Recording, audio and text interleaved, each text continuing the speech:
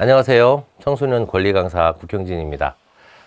두 번째 이렇게 기후 권리에 대한 이야기를 시작을 해보려고 합니다. 이제 전체 주제 중에서는 다섯 번째 주제인데요. 기후 권리, 우리 청소년들이 앞으로 살아가야 될 그런 지구의 환경에 대한 이야기입니다.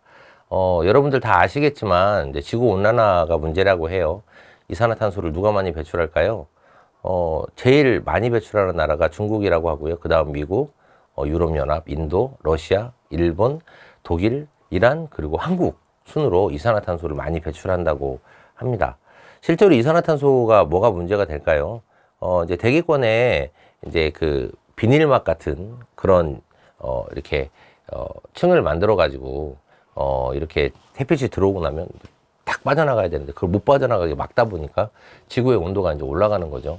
지구의 온도가 올라가면서 어떤 일이 생길까요? 지구의 온도가 1.5도만 올라가도 네, 우리는 엄청난 기후 재난에 빠진다고 합니다. 실제로 그 1.5도까지 올라가는데 그 12시까지 시간이 있다고 보면 12시에 땡 하면 1.5도예요. 그러면 지금 몇 시쯤 됐을까요? 제가 이제 한 조사에서 보니까 저녁 9시 47분이 됐다고 하더라고요. 이제 2시간만 더 지나면 12시 땡 하면서 1.5도까지 상승이 된대요. 일단 1.5도 상승이 되면 높은 위험 단계에 빠지고요. 거기도 2도까지 올라가면 매우 위험한 상태에 빠진다고 해요. 이제 생각을 해보세요.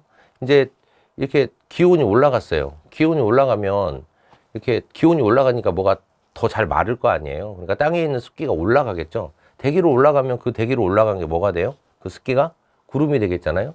그럼 그 구름은 모이면 뭐가 돼요? 비가 되겠죠.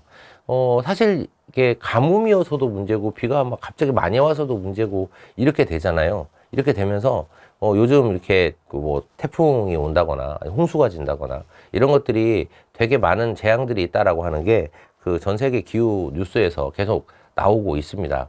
실제로 지구 평균 온도가요. 그 1900년대 초중반까지는 되게 느슨하게 올라가다가 산업혁명 이후로부터 갑자기 급속도로 올라가는 걸 보고 있어요. 실제로 이제 산업혁명 시대를 통해서 인류가 이렇게 풍요로워지고 물자가 많아지고 그리고 이제 그 가난에서 이제 많이 해방이 되었다라고 이제 평가를 하고 있습니다. 우리나라도 물론 제가 이제 중진국을 넘어서 개발도상국에서 지금 선진국으로 가고 있는데 우리나라도 이렇게 물자가 풍요로워지고 사는데 참 우리가 부족한 게 없다. 근데 반대편에서 보면 누군가 많이 쓰면 누군가는 못 쓰게 되잖아요. 그리고 많이 쓰는 사람은 그만큼 플라스틱, 비닐 이런 폐기물들을 만들어내고 그리고 지구에 폐기물을 만들어내는 것들이 모여서 또 이산화탄소를 발생하는데 이런 것들이 좀 촉진하게 되죠. 결국은 우리가 많이 쓰는 사람들이 이런 부분에 대해서 우리가 어떻게 해야 될까 고민을 해야 됩니다. 실제로 우리나라보다 지금 다른 동남아시아나 아니면 유럽 뭐 이런 나라들에서 아프리카 이런 나라들에서 이제 자연재해가 극심하게 일어나고 있는데요. 실제로 지금 우리 그 지구 온도가 1도 정도 올라갔다고 하는데 그러다 보니까 수증기 습도가 올라가고 폭우가 많아지면 어떻게 돼요?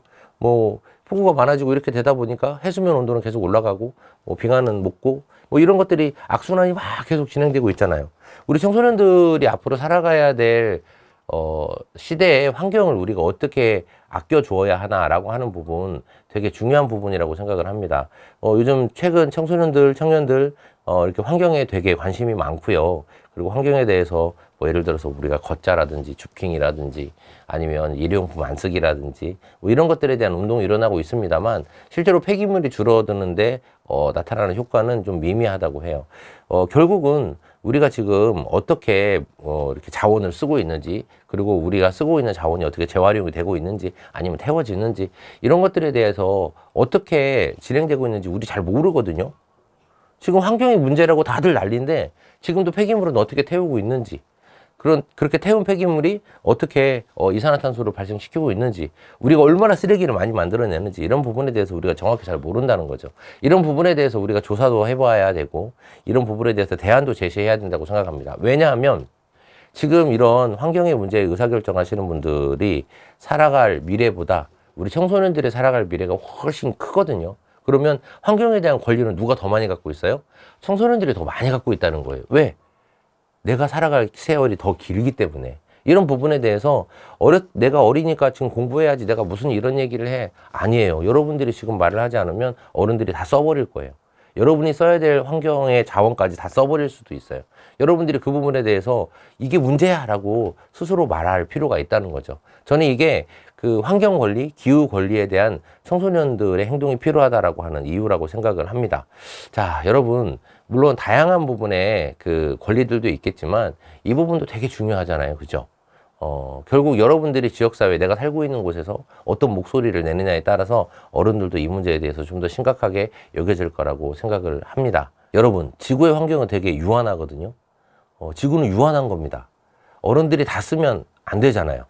여러분들이 잘못 쓰고 있는 것들을 알게 되거나 아니면 그런 것들에 대해서 전혀 모르고 있어서 정보를 주지 않는다면 나에게 정보를 줘라. 그리고 내가 알아야겠다라고 하는 이야기들의 목소리들이 필요하다는 거예요. 왜? 지금 앞으로의 남은 시간에 기후 환경은 어른들보다 여러분들이 더 많이 가지고 가꾸고 살아야 되니까요. 결국은 이것에 대한 주인이 되어서 내가 이 환경이나 기후의 주인이니까 내가 더 앞으로 오래 살아야 되니까 내가 더 심각하게 여기고 내가 더 의견 제시하는 거 당연한 일이라고 생각을 합니다. 여러분이 생각한 기후 환경에 대한 그런 제안들 밑에 댓글에 좀 달아주시면 좋겠고요. 문제점도 있으면 지역사회에 이런 문제가 있어요 라고 하는 것들도 있으면 밑에 달아주시면 좋겠어요. 그래서 여러분들의 의견으로 또 이렇게 좋은 제안할 수 있도록 한번 진행해 보겠습니다. 감사합니다.